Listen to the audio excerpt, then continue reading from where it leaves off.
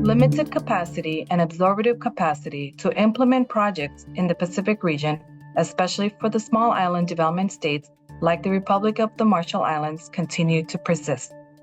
Under the Marshall Islands Public Financial Management Grant Project, capacity supplementation can offer a long-term differentiated approach to addressing the capacity constraints. Capacity supplementation may include partnerships with local educational institutions and vocational training facilities. The lessons learned from the projects can further help to inform the design and implementation of future capacity building initiatives.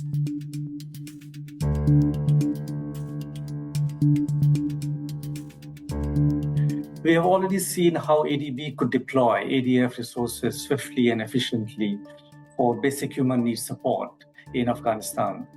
The ID report acknowledges this when it mentions about the decisive and adaptable emergency interventions. This is making the most appropriate use of ADF funds. Finally, ID emphasizes the importance of monitoring of results and capturing of the impacts of ADF operations. I fully agree with this, and we have introduced third-party monitoring systems where the monitoring agent reports directly to ADB, giving an independent assessment of activities, outcomes, and impacts.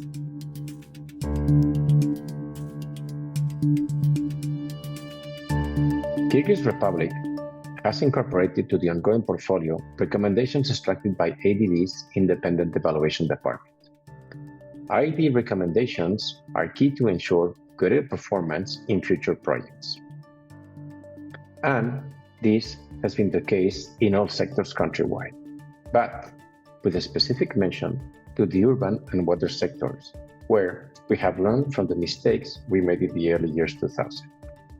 And we have managed to greatly enhance the delivery outputs based on IED's lessons learned from past mistakes and experiences. As a result, performance of KYRN's portfolio benefited of a greater understanding of past projects, as well as a better readiness, thus drastically changing the performance of all projects on the full portfolio.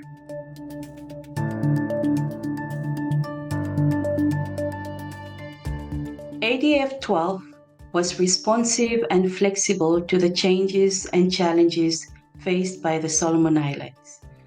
The Solomon Islands desperately needed to maintain essential and crucial services, especially in the health sector during COVID-19. Most of the population live in the remote islands. The government struggled to ensure services and goods continue to reach these populations.